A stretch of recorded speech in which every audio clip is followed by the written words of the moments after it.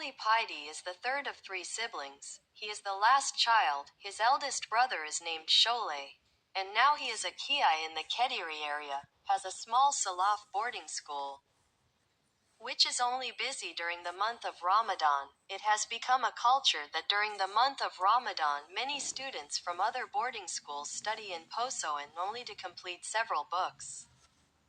Because if they study during the month of Ramadan, they study the books super fast, which aims to complete them, not for understanding. Sholay, Wali Paidi's older brother, is indeed very intelligent and smart, since graduating from Madrasa Ibtidaiya, equivalent to elementary school, he has been studying in a boarding school.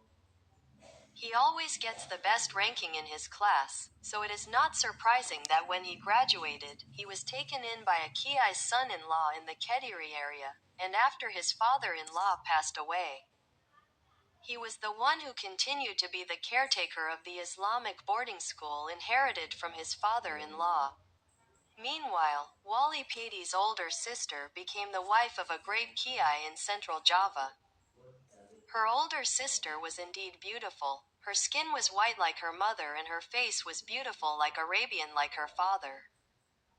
Her older sister often and many times when she came home asked her parents to live with her, moved to central Java, and her sister's wishes were very much supported by her husband's family.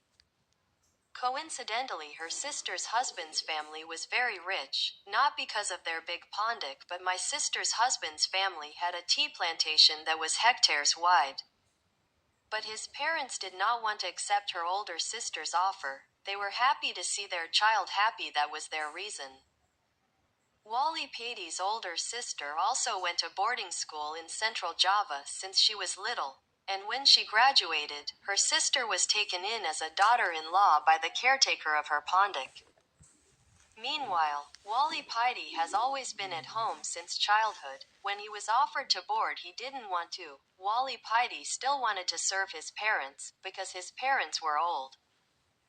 Wali Paidi couldn't bear to leave his parents alone without anyone who was always ready to help him.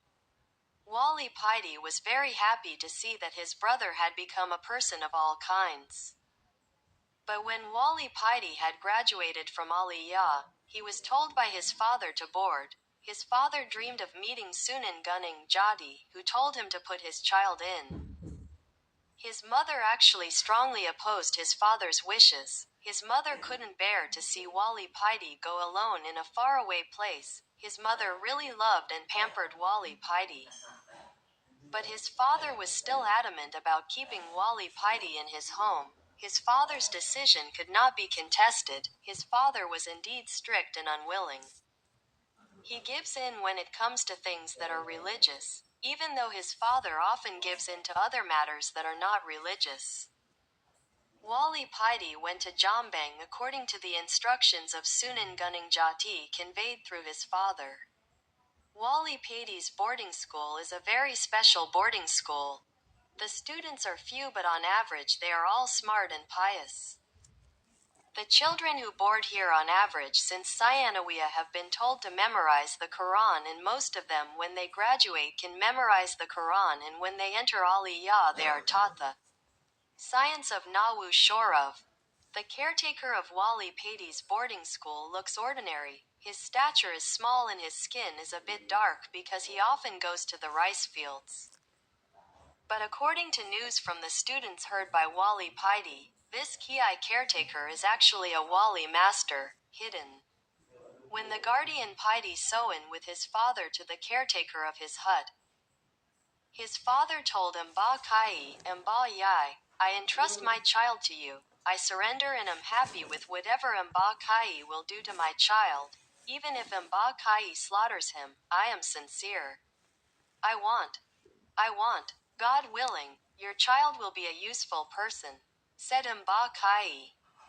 Then Wali Paidi was taken by his father to his hut. His father said to Wali Paidi, Son, I am not taking you into this accommodation with the aim of making you smart, but I want you to learn good morals towards your Kiai, whatever your Kiai orders you to carry out sincerely. If the Ki tells you to cut off your hand, you have to do it, without having to ask why. Inga Abba, replied Wali Paidi. The next day, Wali Paidi was called by Abba Yai Kendalam. Wali Paidi rushed to meet Abba Yai. After shaking hands, Wali Paidi sat on the floor. In front of him, Abba Yai sat leaning against the wall. His right leg was raised and a green Gudang Garam clove cigarette was visible between the fingers of Abba Yai's right hand. Paidi, you live here, don't bother learning to recite the Koran. It's useless, your brain won't be strong enough to memorize the Koran, let alone learn Nawu and Shorav, said Abba Yai. Wali Paidi was silent, his heart felt shocked and sad. He didn't expect his cleric to say something like that, even though his father's message to him was that intelligence was not the goal of being sent to the boarding school, but his words were.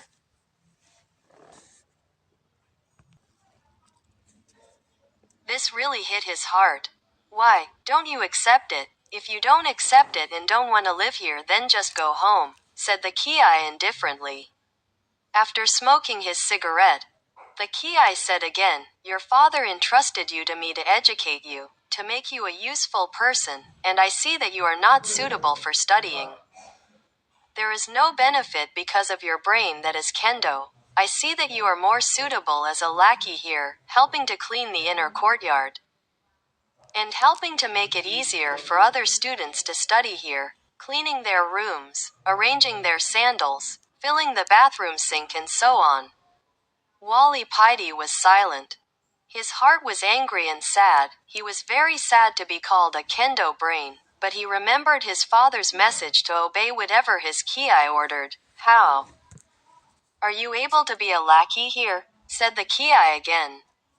Inga Kai, answered Wali Paidi slowly. Then from now on you clean the inner courtyard, after that clean the pondok, said the Ki. Since then, Wali Paidi, while at the pondok, was only a lackey for the other students. At first he was a bit grumpy carrying out his Ki's orders, but over time his heart became aware. He was actually also learning to carry out his Ki's orders well and correctly. Only the orders for himself were different. He was told to serve the other students, while the other students were told to study diligently, together carrying out the Ki's orders. One night after Maghrib, Wali Paidi sat pensive in front of his room. He saw the students memorizing the Quran and some others discussing problems with Nawu and Shorav. Wali Paidi's heart became troubled. He felt very stupid and could not do anything. Especially yesterday his brother visited him and tested his abilities in terms of religious knowledge, and he could not answer his brother's questions at all. He saw that the students had expertise in their respective fields, while he could only sweep and arrange their sandals. In his anxiety, Wali Paidi fell asleep sitting in front of his room. Wali Paidi had a dream. In his dream he seemed to wake up from his sleep and was still sitting in front of his room. He saw the rooms of the other students shining brightly.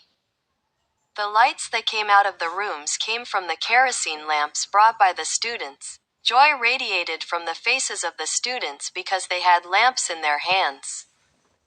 While Wali Paidi's room did not emit light because Wali Paidi did not have a kerosene lamp like them, but suddenly there was light coming out of Wali Paidi's room. The light was so bright that the lights coming out of the other rooms seemed to dim when hit by the light from his room. The light approached Wali Paidi. After the light approached, a kerosene lamp was seen being carried by someone. Wali Paidi saw a hand that was so white and smooth holding the petromac lamp. Wali Paidi directed his gaze upwards. Wali Paidi was so surprised and so moved after knowing who brought the petromac lamp. To be continued.